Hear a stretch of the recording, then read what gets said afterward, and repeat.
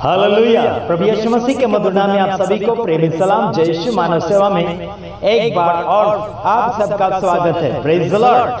परमेश्वर का धन्यवाद करते हैं कि बीते हुए दिनों में उसने काफी मदद किया है और वो मददगार हमेशा रहा। उस परमेश्वर का धन्यवाद करते हैं। साथ ही साथ हमारे कुछ मसीह संगठन के लीडर है और उन सभी का मैं धन्यवाद करता हूं। मेरे वीडियो को देखकर उनके जीवन में उत्साह बढ़ रही है और मैं परमेश्वर का ये भी धन्यवाद करता हूं कि लगातार हम मसीह लोगों का मददगार बन रहे हैं और उनको हम सुरक्षा में लाने के लिए कोशिश कर रहे हैं और विरोध करने वालों को हम मुंह तोड़ जवाब देते चले आ रहे हैं और आप सभी का प्यार हमें उत्साहित करता है और आप सभी का लाड और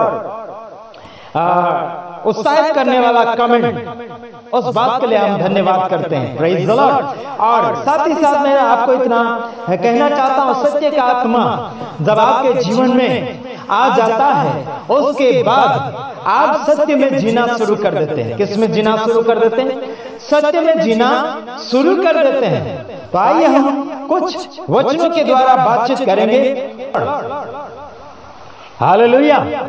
बीते हुए दिनों से लेकर आज तक आपको मैं उत्साहित करते चले आ रहा हूं और आगे भी आप सभी को मैं उत्साहित करूंगा, आपको और बढ़ाऊंगा प्रभु के प्यार में, प्रभु के वचन में, प्रभु के अनुग्रह में, और आपको आगे ले जाने के लिए मैं कोशिश करता हूं। कुछ लोगों ने हमारे हिम्मत की दाद दी, मतलब और उन्होंने हमें उत्साहित किया और तारीफ किया। उन सभी का हम धन्यवाद करते हैं और सारी बातें मिलाकर प्रभु का महिमा होना चाहिए। Praise the Lord. प्रभु की स्तुति हो कि उसने हमें इस योग्य बनाया है।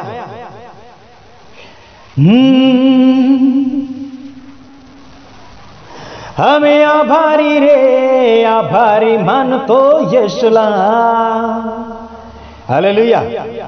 आइए हम कुछ वचनों के द्वारा बातचीत करेंगे और परमेश्वर के नाम की महिमा और तारीफ करते हुए आज हम आपके मध्य में आ रहे हैं और परमेश्वर का वचन जीवित और जिंदा इंसानों के जीवन में कार्य करता है। आइए हम देख लेते हैं पहला यूहन्ना उसका 4 अध्याय उसका 1 वचन से आगे की ओर हम आपके लिए पढ़ते चले जाएंगे। हालेलुया। हे प्रिय, हरेक आत्मा पर भरोसा न करो, वरन आत्माओं को परखो कि वे परमेश्वर की ओर से है कि नहीं, क्योंकि बहुत से झूठे भविष्यवक्ता जगत में निकल खड़े हुए हैं। परमेश्वर का वचन क्या बोलता है? हर एक आत्मा के ऊपर भरोसा ना करें, उसे परखे कि वो परमेश्वर की ओर से है या नहीं। जो कोई आत्मा परमेश्वर की बातें करती है, जो कोई मनुष्य परमेश्वर के बातों के अनुसार चलता है, उसके अगुवाई में चलता है और उसके अनुग्रह में आगे बढ़ता है, उसको कहा जाता है परमेश्वर का बेटा। हालेलुया। जगत में बहुत सारे झूठे भविष्यवक्ता उठ खड़े होंगे और हो खड़े हुए हैं।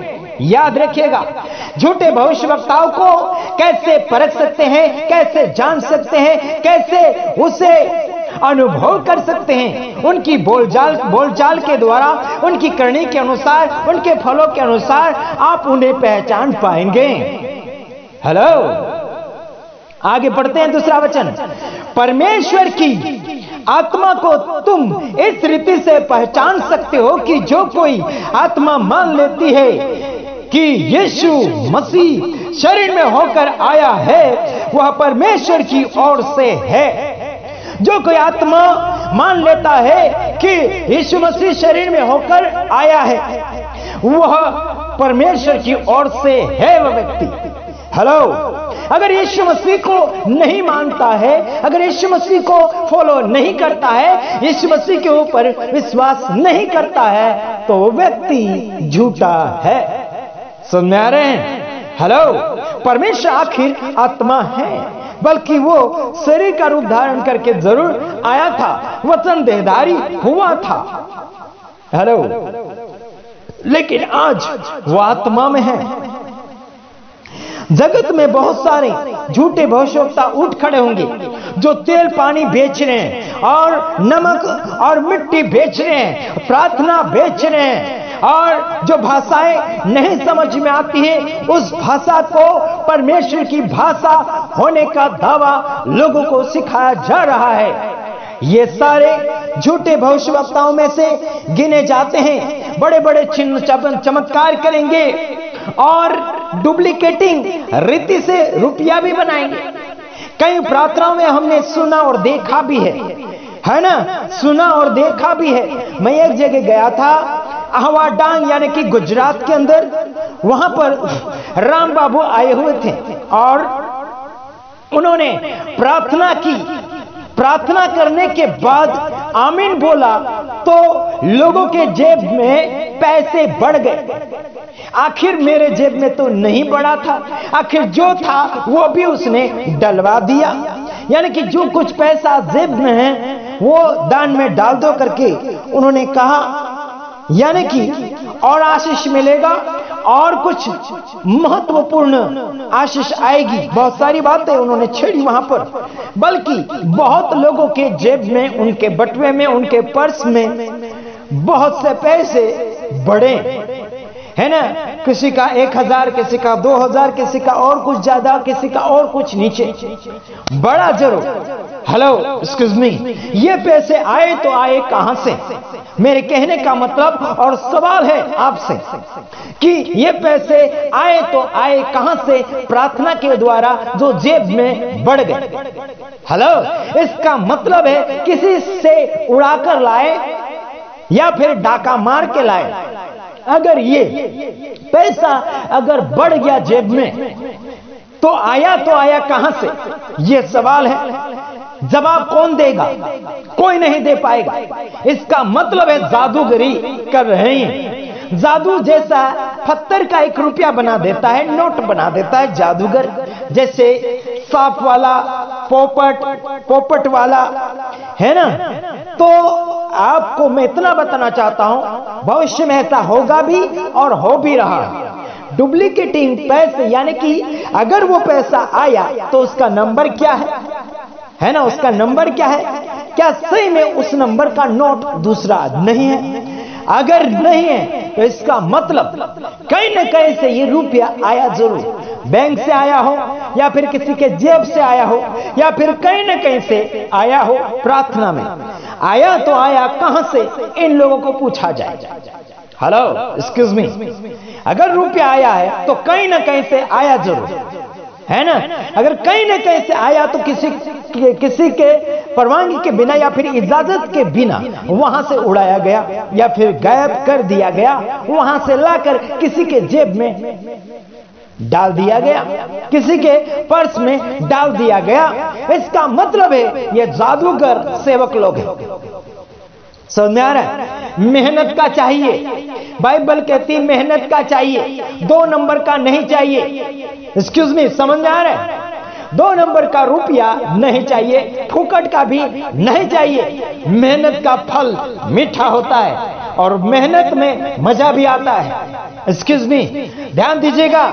और मैं सबका पोल खोलता हूं और सबका बैंड बजाता हूं और सबको सही मार्गदर्शन में लाने के लिए कोशिशें जारी करता हूं। एक बार और आपको बताना चाहता हूं, पास्टर बजेंद्र सिंह वो भी पैसे बढ़ाते हैं प्रार्थना में, है ना।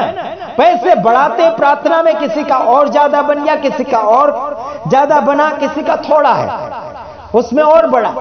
ठीक है, आया तो आया कहां से? यह सवाल है। मैं आप लोगों का विरोध नहीं कर रहा, लेकिन बाइबल से बाहर हो रहा है कार्य, इसलिए मैं आप लोगों के खिलाफ कुछ बात ऐसी छेड़ रहा हूं जिसमें आपके पास सबूत नहीं है कि आप कहां से रुपए लाए और कहां से लाकर आप उस व्यक्ति के जेब में या फिर उसके पर्स में डाल दिया प्रार्थना के द्वारा।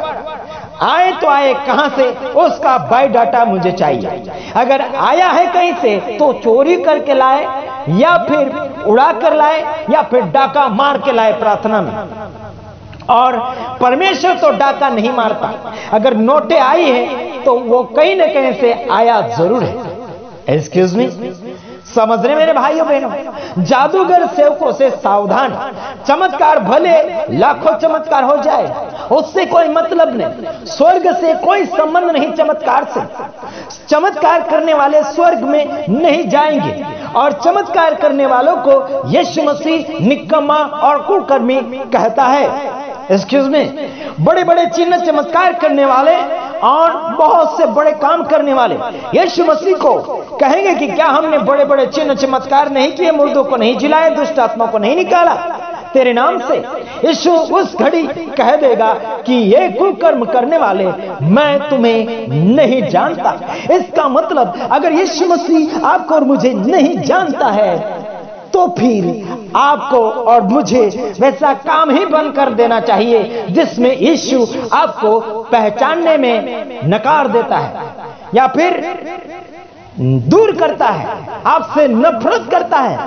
आपको वो पहचान ये बता रहा है कि आपको मैं नहीं पहचानता। भले आपने यीशु के नाम में दुष्ट आत्मा निकाली, भले आपने यीशु के नाम में डुप्लीकेटिंग कहां से पैसे उठाकर किसी के जेब में डाल दिए। हेलो, याद रखना बड़े बड़े भविष्यवक्ताओं, मैं आ गया हूं गुजरात की धरती से आपके खिलाफ में आवाज उठाने के लिए। अच्छे काम करोगे आपका साथ देंगे, बुरा काम करेंगे आपका पोल खोलेंगे, इसमें कोई डाउट नहीं है। सबूत बहुत सारा है, यूट्यूब के ऊपर छाया हुआ है, ठोस ठोस के भरा हुआ है। याद रखना मेरे भाई और बहनों। हेलो, परमेश्वर की योजना को आप गलत रीति से इस्तेमाल कर रहे हैं। अगर मेरा वीडियो आपको अच्छा लगता है या बुरा लगता है, लेकिन कमेंट में जरूर लिखिए, वो भी हिंदी में लिखिए। आपका जवाब क्या है, मेरा सवाल क्या है, समझ रहे यारो?